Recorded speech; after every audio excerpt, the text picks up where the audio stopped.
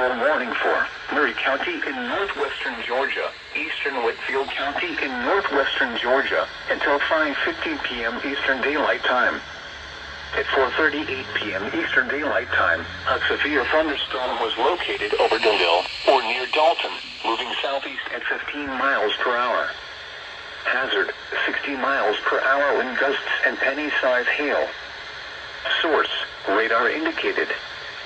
Impact, expects damage to roofs, siding, and trees.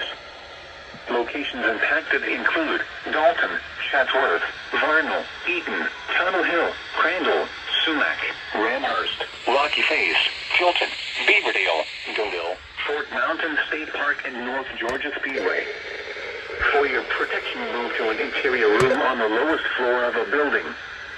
If you see wind damage, hail, or flooding, wait until the storm has passed, and then call the National Weather Service toll-free at 1-866-763-4466 or tweet us your report at NWS Atlanta.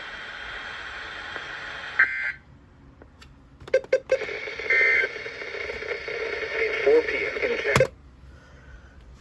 Alrighty. Oh yeah, by the way, I'm sick.